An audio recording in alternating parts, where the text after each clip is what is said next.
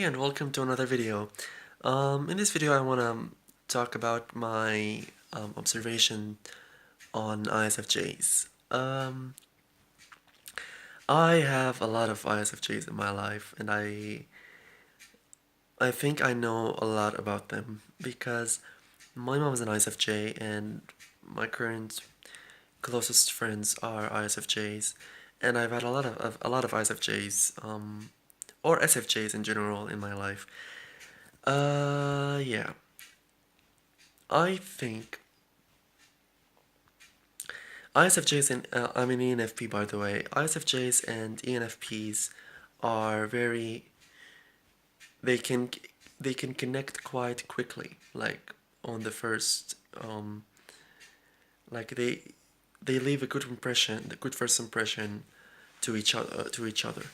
For example, if an ISFJ meets an ENFP, uh, the ISFJ being a person who resonates emotion and not necessarily generates it might be fed up with the society's constant not changing expected feelings or like normal feelings that he would find the ENFP quite refreshing and quite like unique, and that's due to their FE being so fed up with all the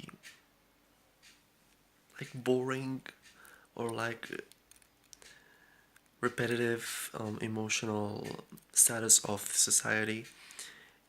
And ENFPs might find ISFJs very comforting and very sweet and very chill, very non judgmental, very nice, very nice, and like nice. ISFJs are very nice. But as ENFPs and ISFJs grow closer, their relationship or friendship starts to become quite bittersweet, because ISFJs and ENFPs, although they have quite a lot of similarities, most of their personalities are different. And that's due to functions, but I'm not gonna get into that, like ISFJs being SI dominance and ENFPs being NE dominance, and I'm not gonna get into that because it's like, you know, already known. But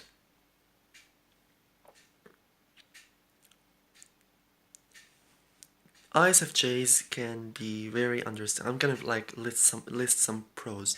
ISFJs are very excellent listeners and very excellent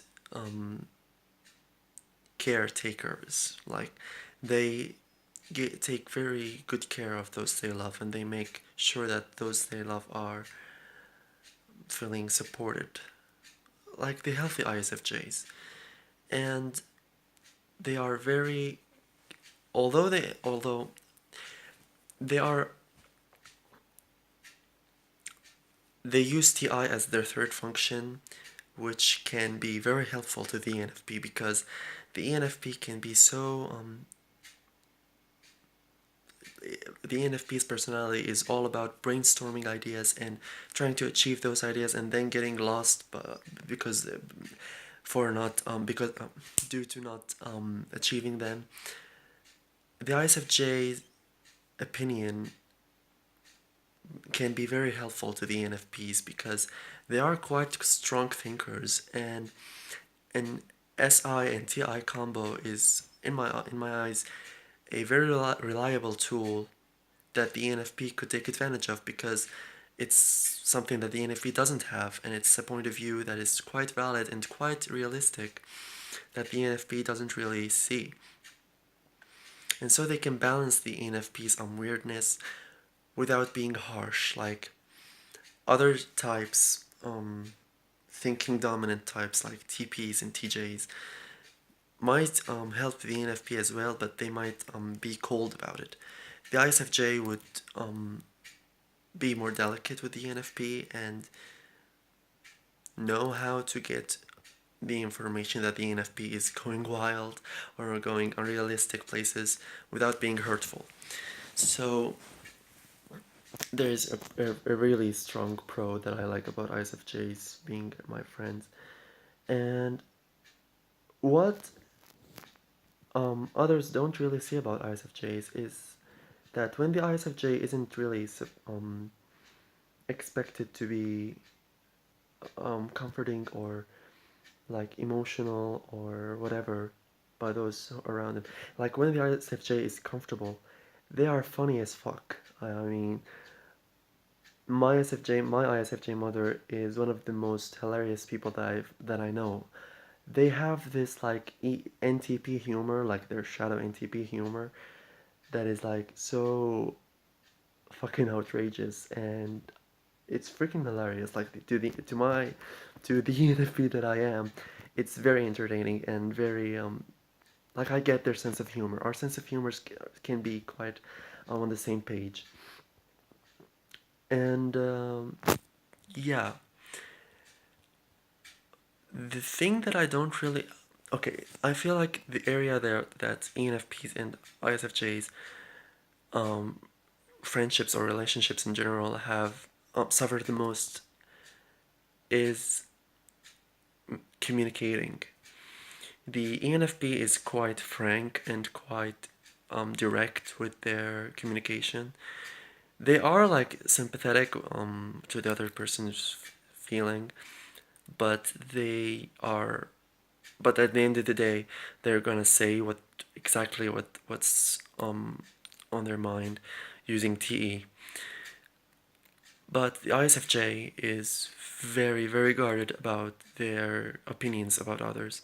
They very much would rather to tell the other person what they want to hear as opposed to what they really think about that person. And that can lead to the ISFJ having so many um, dark thoughts about others, unexplored thoughts about others that might end up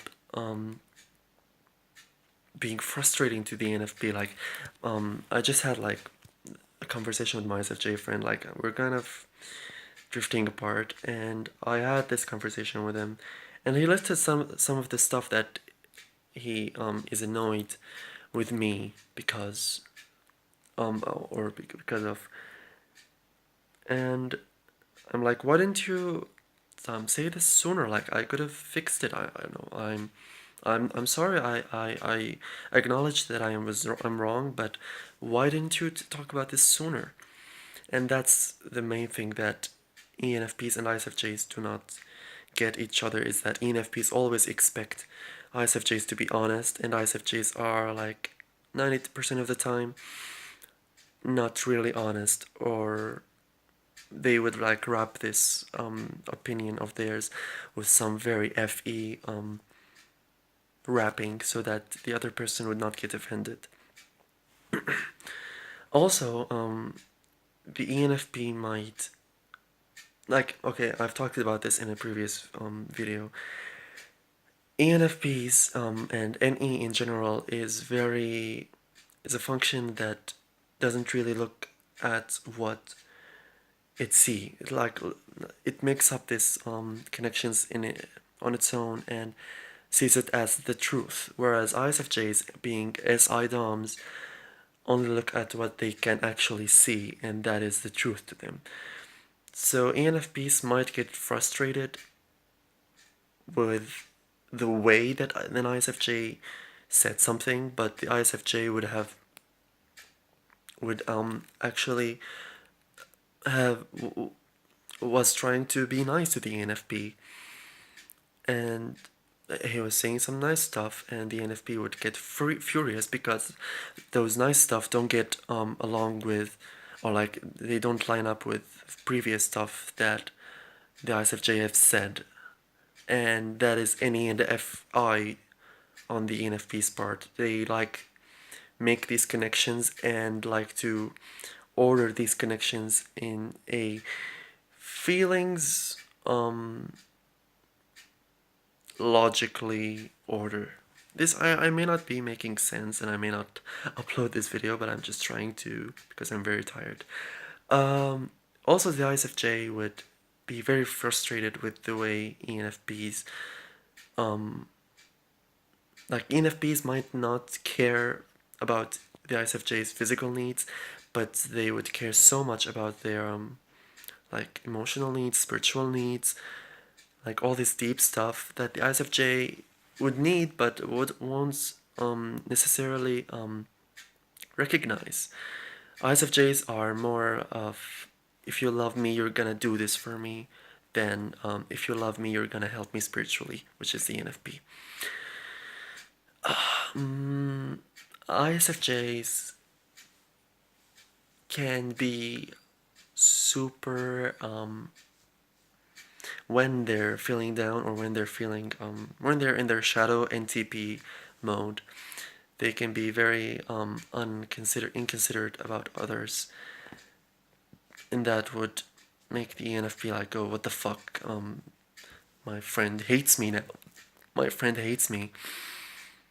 And ENFPs, when they are in their shadow STJ mode, they would be so direct and so like bossy that the ISFJ would get frustrated, because ISFJs are Js, and Js are not easily maneuvered. And when the ISFJ feels like the ENFP is trying to control them, they would get very stubborn and would get very like stuck with their opinion and whatnot. I feel like okay, the other areas that I feel like these differences actually make some difference is that the ENFP would always stand up for the ISFJ, because ISFJs are known to not prefer direct conflict, and the ENFP doesn't really have a problem with that. And the ENFP would stand up to the ISFJ person who is like going through, who's like unappreciated by others. And the ISFJ friend might help the ENFP friend to realize that most of their problems are not really spiritual. Most of their problems can be tracked down to very realistic issues. Like I, for example, take a lot of my problems as to very spiritual and very deep and very like universal or whatever. And the ISFJ might point out that no, you're not upset because you have this spiritual problem. You're upset because you are not are unemployed, or because you are like not spending time with your family. Like they are much more realistic than the ENFP is. That they would ground the ENFP, and that really helps me actually. I really like taking the ISFJ's point of view, because it clicks a lot of the time. Although I don't necessarily agree with it, it helps me a lot sometimes. Um, yeah. What else can I say about ISFJs? I'm running out of memory here. um,